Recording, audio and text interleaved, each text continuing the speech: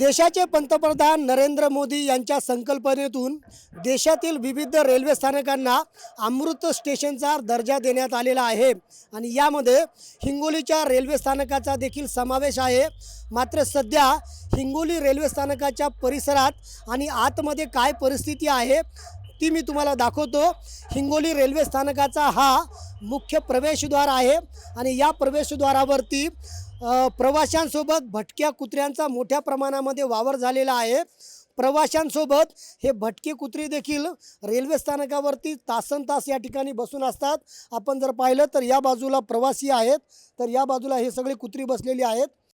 Comscore नुसार आता isakal.com आहे देशातील नंबर 1 ची मराठी न्यूज वेबसाईट। प्रत्येक अपडेटसाठी isakal.com ला नक्की भेट द्या। आपण जर पाहिलं तर हे अशा पद्धतीने प्रवासी या ठिकाणी विश्रांती घेत आहेत। मात्र दुसरीकडे जर आपण पाहिलं तर हे सगळे जवळपास 1, 2 आणि 3 जवळपास या 15-20 फुटाच्या प्रीमायसेसमध्ये हे सगळे कुत्रे या ठिकाणी बसलेले आहेत। आपल्यासोबत काही अजून प्रवासी आहेत। सर, हे कुत्रे या ठिकाणी बसलेत, कधी कधी प्रवाशांना चावतात, काही त्रास होतो का याचा? होणारच ना, इथे कुत्रे चावल्यावर। हो, अनेकदा हे कुत्रे सगळे बसलेले असतात। आता हे जवळपास 3-4 कुत्रे आहेत, तुम्हाला दिसतात का? बघा ना किती कुत्रे आहेत। जवळपास 6-7 कुत्रे असतात आणि स्वच्छता म्हणून तर मला वाटते तर काय प्राणी पाळले की काय हो, असं वाटतं कधी कधी। या कुत्र्यांची भीती वाटते का? कुत्रा म्हटलं भीती वाटणारच नो, ते काय विचारायचं।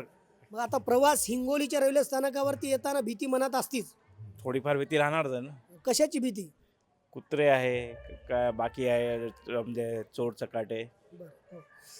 चोर चपाट्यांसोबतच या कुत्र्यांची देखील आमच्या मनामध्ये भीती असते, अशी प्रतिक्रिया रेल्वे स्थानकावरती आलेल्या प्रवाशांनी दिलेली आहे। एकंदरीतच हिंगोलीच्या रेल्वे स्थानकाचा जो गोंधळ आहे तो या सगळ्या दृश्यांमधून मी तुम्हाला दाखवलेला आहे। खरं तर हिंगोलीच्या रेल्वे स्थानकावरती स्वच्छतेचा देखील अभाव आहे। अनेक नशेतील तरुण या ठिकाणी प्रतीक्षालयामध्ये विश्रांती घेतात, त्यासोबत ही कुत्री देखील या ठिकाणी विश्रांती घेत असल्याचं यामध्ये आपल्याला पाहायला मिळत आहे। त्यामुळं हिंगोलीच्या रेल्वे स्थानकावरती प्रवाशांची व्यवस्था नेमकी कधी होईल आणि त्यांना सेवा हमी कायद्यानुसार सेवा कधी मिळणार असा सवाल हे प्रवासी करत आहेत। संदीप नागरे, साम टीव्ही न्यूज, हिंगोली। देश विदेशातील प्रत्येक घडामोडींचे लाईव्ह अपडेट मिळवण्यासाठी आता साम टीव्हीच्या सर्व सोशल मीडिया प्लॅटफॉर्मला लाईक, फॉलो आणि सबस्क्राईब करा।